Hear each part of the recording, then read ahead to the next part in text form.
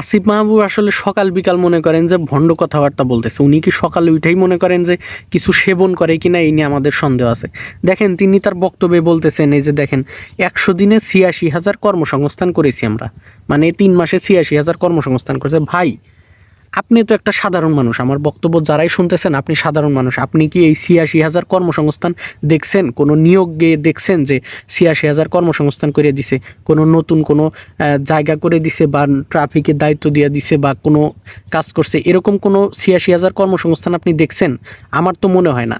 সরকারের যে স্বাভাবিক কাজ, জনপ্রশাসন মন্ত্রণালয়ের যে স্বাভাবিক নিয়োগগুলো সেগুলাই হয়েছে, এগুলো আওয়ামী লীগের আমলেও হয়েছে।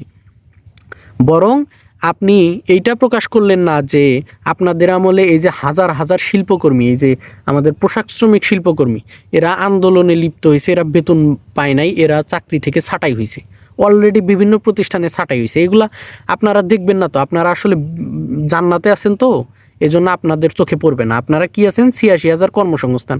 ভাই এটা ফলাও করার মানে কি দরকার ছিল? এটা তো জনপ্রশাসন মন্ত্রণালয়ের আন্ডারে, এটা তার স্বাভাবিক গতিতে হবে। আর আপনারা যে এই যে 3 মাসে নিয়োগ দিচ্ছেন, এগুলোর সার্কুলার কিন্তু শেখ হাসিনার আমলে হয়েছে। তো মনে করেন যে বাঙালিদেরকে ভণ্ডামি বুঝ দেন, বাঙালি কিন্তু সচেতন। সো এগুলা গাঁজাখুরি কথাবার্তা বললেন না। 3 মাস আগের চেয়ে নাকি আইন শৃঙ্খলা উন্নতি হয়েছে। 3 মাস আগের সে মনে করেন আইন শৃঙ্খলা উন্নতি হয়েছে, কিন্তু স্বাভাবিক যে দেশের আইন শৃঙ্খলা সেটা কিন্তু উন্নতি হয় নাই, সেটা অবনতি হয়েছে। আমরা আগে যেরকম আইন শৃঙ্খলা দেখছি, পুলিশ বলেন, সব কিছু বলেন, আপনারা মনে করেন যদি শহরে থাকেন, আপনারা যারা আমার ভিডিও শহর থেকে দেখতেছেন তারা একটু বলবেন, গ্রামে থাকেন তারাও বলবেন, কমেন্টে বলবেন যে আসলে এই যে আগে যে রাস্তাঘাটে পুলিশ দেখছেন, এই পুলিশকে আপনারা সেভাবে দেখেন?